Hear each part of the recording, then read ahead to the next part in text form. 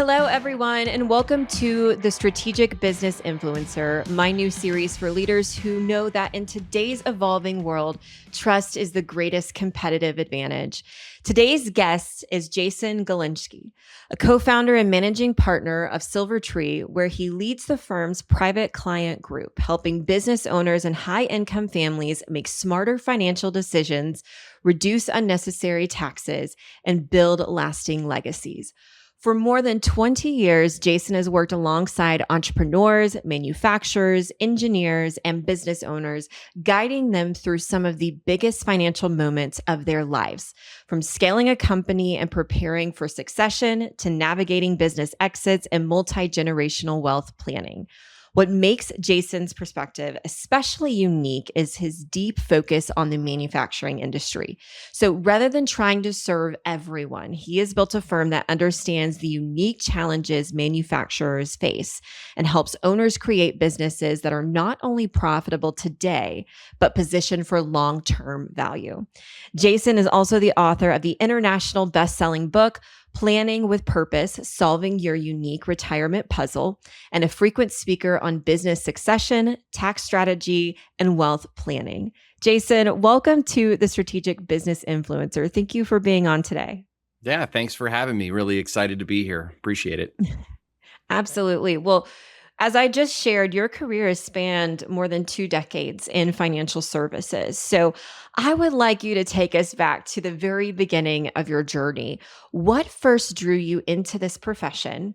And then how has your vision for your work evolved over the years?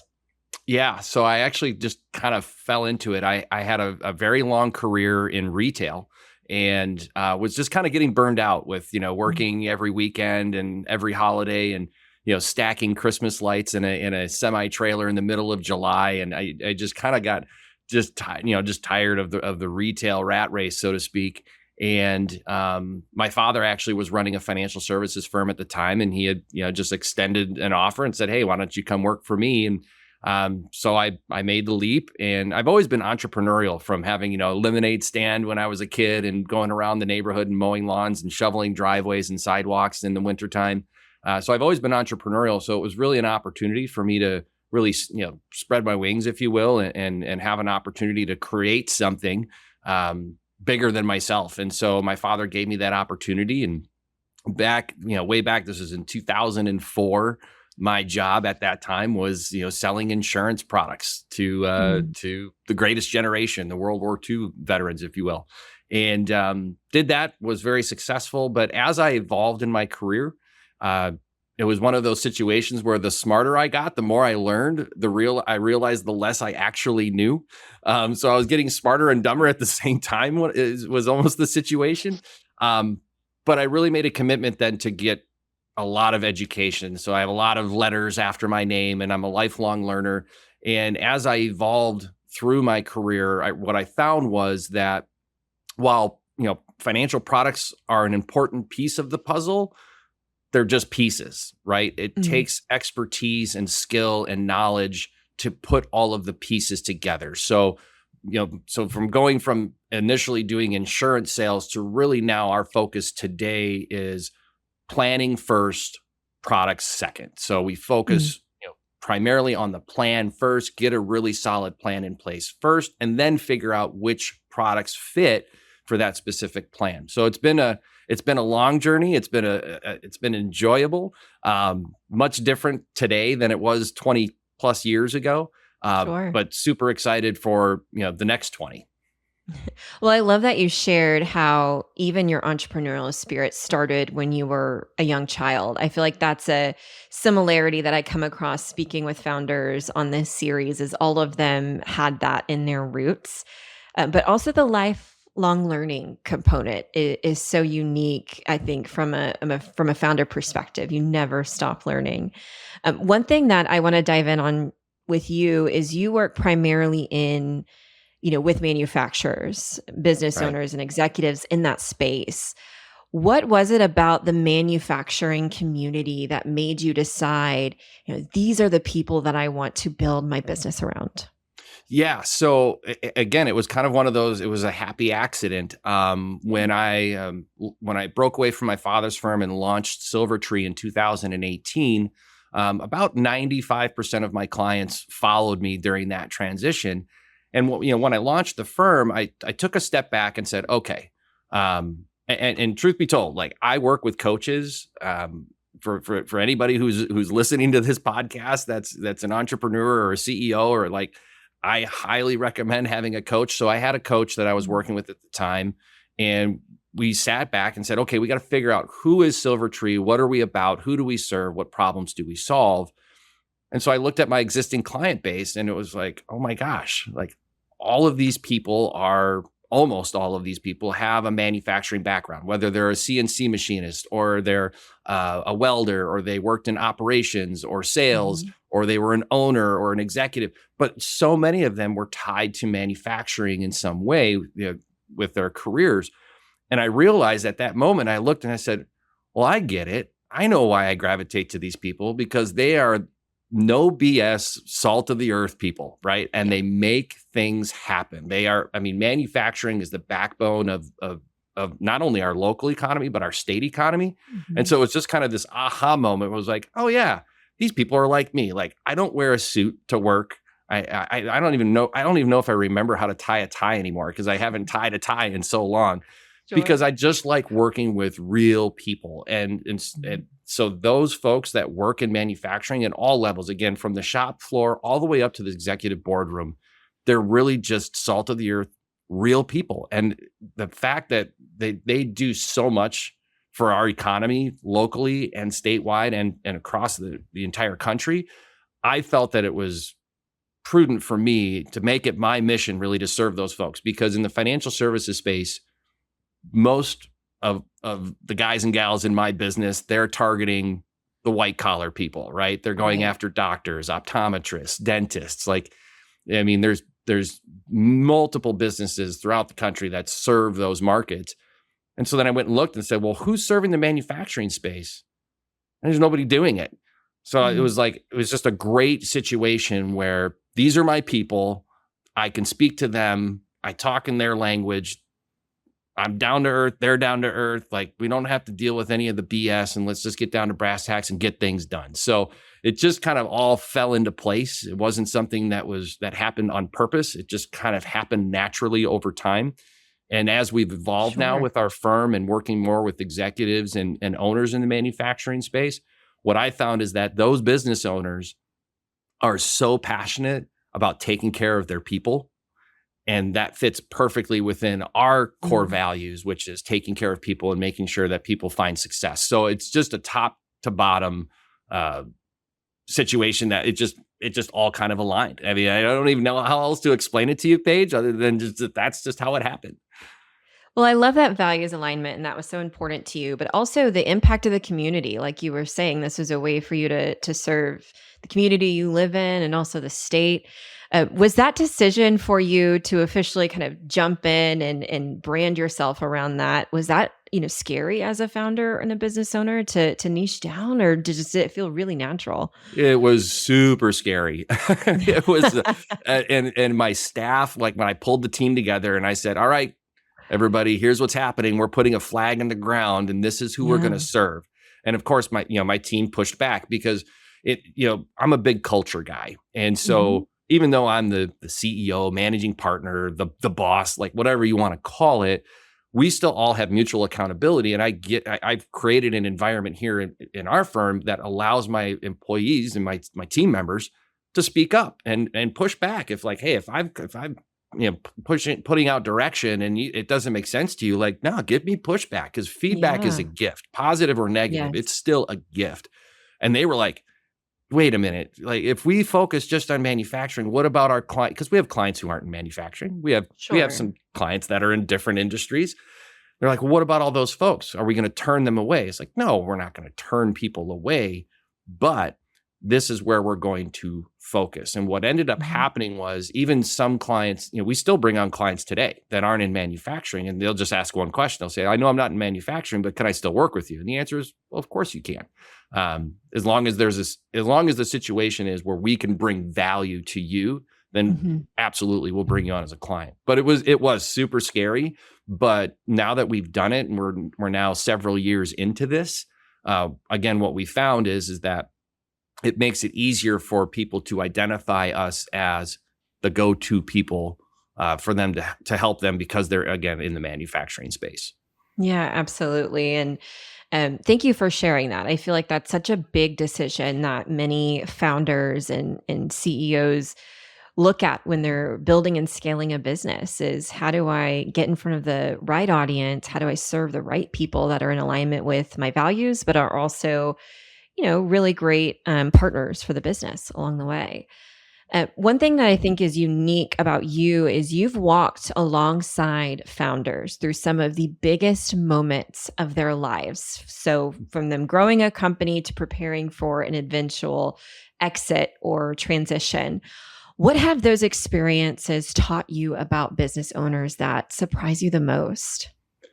Yeah, it's such a challenge for business owners, and I am a business owner. I've owned my own business. I've owned several businesses. I own several businesses now, so I get it. And it is always amazes me how often business owners, and I'm guilty of this too, by the way. So I'm not immune to it. That business owners will put the business in front of everything else, including sometimes their family, their personal lives, their personal wealth management. It's a challenge because your business is your identity. It's who you are. And the reality is that every single business owner, 100% of business owners, this is one statistic that no one can argue with, 100% of business owners will exit their business, period. It's just a matter of, is it going to be on your terms or someone else's terms, or is it going to be abrupt, or is it going to be planned? So, but so often they're so laser focused on the business that they sometimes forget to take care of themselves. They forget. And then what ends up happening is all of a sudden now they get to that eventual exit, planned or not. And now there's this disconnect between the business and what they thought it was worth, or what they thought life would be like after the business, because they didn't do enough planning on the personal side. And so our mission is really to close that gap so that we're running concurrent plans. The business strategy as well as the personal strategy are running side by side, so that at any time when the exit happens, good or bad, for whatever the reason is, whether they got a huge offer from a private equity firm, or they got sick or something like that, that they always are in a position to transition with the highest probability of success. So that's probably been the biggest kind of eye opener. And it was actually even eye opening for me, because I started working with business owners. I'm going like, why are they all struggling with this? And then my wife's like, well, dummy, you do the same thing when we're trying to enjoy a cocktail on the deck at 6:00 at night on a Tuesday, and you're on your phone. It's like, oh my gosh. Right. So I get it. And that's so true, is you never know when something is going to happen. So being prepared at all times is really, really crucial to not only take care of yourself and your family, but your team as well. Right. Yep. When you sit down with a successful owner, what are the most common planning gaps that you uncover that they didn't realize even existed? Yeah, there's a handful of them that really pop up pretty regularly. One is, as I mentioned, that the gap between the business planning and the personal wealth planning. Oftentimes, the business owner is thinking, well, if I just make more money, if I just crank up revenue, if I increase EBITDA, the rest will just kind of take care of itself. That's the biggest gap that we see. And what ties in with that is tax planning and estate planning. Those are the two other things that kind of feed into that. And estate planning can mean a lot of things to a lot of different people. For some business owners, maybe they're transferring the business to a family member. But it's so much of their wealth is often tied up in that business. And the assumption is, well, I know it's worth this because my EBITDA is X, and I multiply that by this multiple based on my industry, and that's what I'll get. So, and And when I'm ready to sell, I'll just throw it on the market, and within 3 to 6 months, it'll sell. And that's just not what happens. Sure. If Less, only. yes, exactly. There was a study recently done by the Exit Planning Institute that was like over 70% of businesses that go in the market don't actually sell. They end up going Wow. to liquidation. I don't call liquidation where you just put everything on the curb with a for sale sign on it. Like, that's not a Right. business sale. A business sale is when you Yeah. actually transfer the business to somebody else and it continues to perpetuate. 70% of the time that doesn't work. It doesn't happen. And so those kind of all marry in together with, again, having this situation where they're so laser focused on the business, personal side takes a back seat. And then when the eventual exit comes, there's that gap. It's like, well, I need to sell this thing for $8 million, but nobody's going to give me $8 million. I'm only going to get 3 or 2. So that's where we see the most issues. Yeah. In many, like you kind of alluded to this, that many business owners spend years and years and years just focused on growing revenue and profitability. But are those the right metrics to focus on, or are there other indicators of what a truly valuable business is? Yeah, profit, revenue, of course, are important, but they're not the end all be all. Yeah. Again, a lot of business owners and CPAs too. We see this a lot from the CPAs where they'll come in and say, "Well, the EBITDA is this, so I looked at the average industry multiples, and they should get somewhere between this and that." And the reality is that any buyer is going to look at that as maybe a starting point. We measure 24 levers. We call them levers, but we measure 24 indicators within a business to figure out where the value is either being increased or decreased. Because you have to almost look at your business through the lens of enterprise value. That really should be your North Star. What is the enterprise value? Sure. And by that, what I mean is, what is someone else willing to pay you for it? Mm. Because a lot of business owners, truth be told, and hopefully I don't offend anybody here, but they just own a high-paying job. Nobody wants to buy a job, right? People want to buy Sure. businesses. They don't want to buy jobs. They don't want to buy a job for themselves in most cases. So again, is EBITDA and profit and revenue important? Yes, but it is basically the starting point. There is a lot of other things that come into the equation as far as how a buyer is going to value that business. And does it depend on the type of buyer, whether it's a PE firm or a strategic buyer? Does that depend on what's valuable in the business as well? It absolutely, so when somebody is putting their business on the market, right? They want to sell it. A strategic buyer is going to pay a different amount than maybe a financial buyer or an internal buyer or Sure. maybe a family member or maybe a key employee. It could also depend on what does the business owner want post-sale? Like, do they want to create what I call an oil well, where it just continues to pay them, maybe they get a check up front, but then it pays them like a royalty for the rest of their life. Like, those things all come into play, but different buyers are going to have different motivations and different reasons for paying different amounts.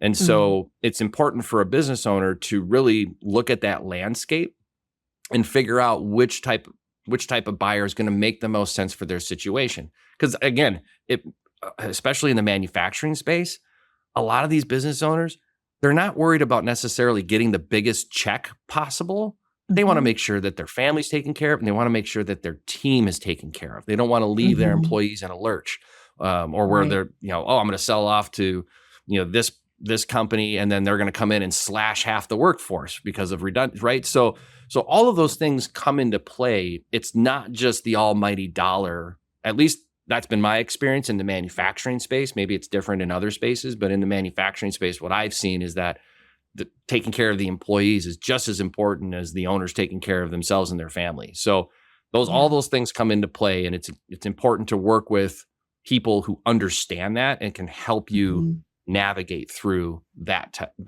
those specific details. Yeah, absolutely. And looking back at your own journey as an entrepreneur, how has building your own business changed the way you talk with your clients or the advice that you give your clients? Well, it's kind of goes back to what I said before. Like I was the same as a lot of other business owners. Like I was just like drive revenue, drive revenue, drive revenue, right? Like work long hours, and the business was so dependent upon me and I was wearing just about every hat, right? I was the chief marketing officer. I was the CEO, I'm the compliance guy. I'm the sales guy. I was doing it all because I'm the best at it. And once I finally took a step back and realized that, wait a minute, like I'm actually building a business here. I should really be looking at building the value and the enterprise value of the business. How do I do that? And then started examining those 24 levers, one of those being owner dependency. So by looking at my own business and doing everything that I can to increase the enterprise value of my business puts me in a very good position to be able to advise other business owners on those very same issues. Right. Whether it's culture, EBITDA, of course, is important, but culture, customer concentration, owner dependency, systems and processes.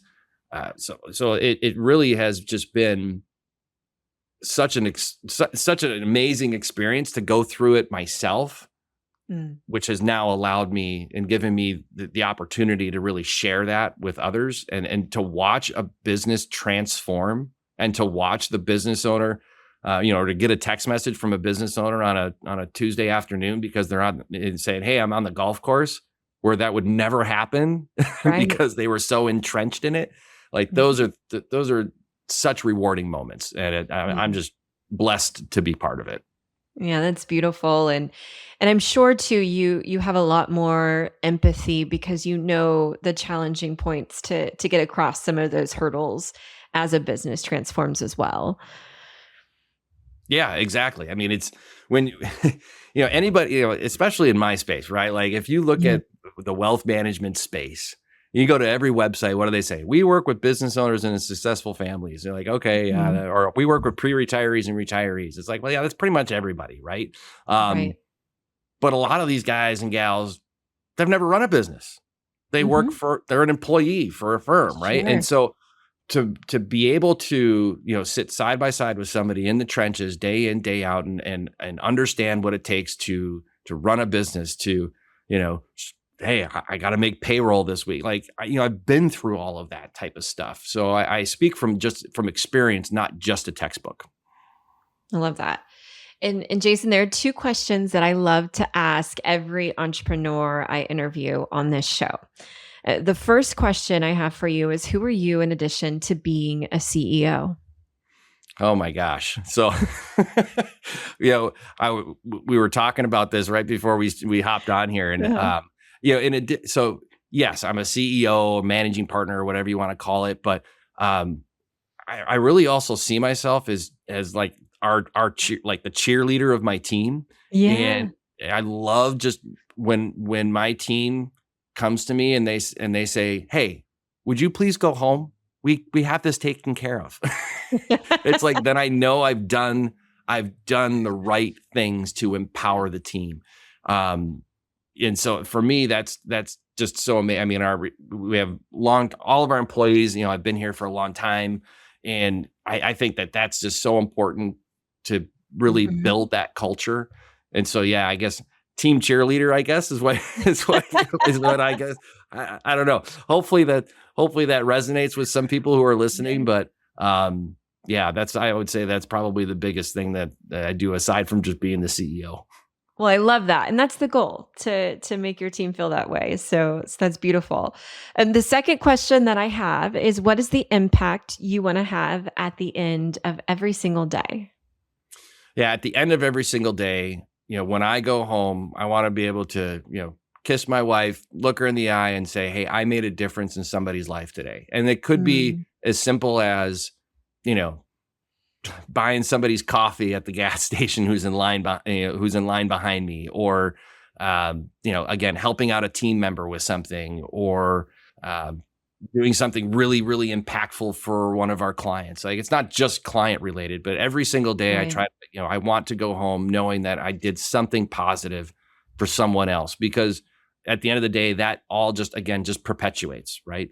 And so for me, that's my goal every single day, is to make sure I'm making a positive impact for somebody else, not just myself.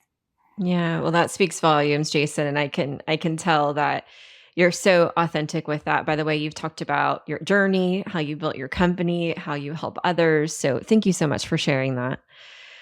Absolutely.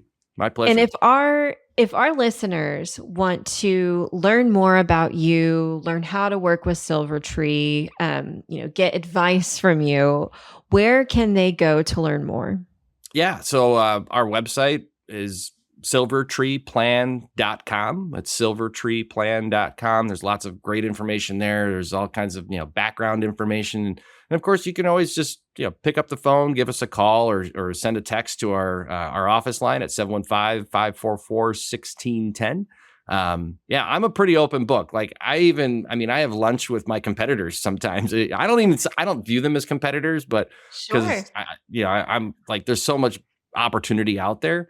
So even sometimes I'll have lunch with competitors, and we'll talk. We'll talk back and forth about business, because, like I said, there's so much opportunity out there, and so many Yeah. people that need help, and we're here to do that. So yeah, we're an open book. I agree. I love that. And you heard him. You can pick up the phone and call him. So, which is beautiful.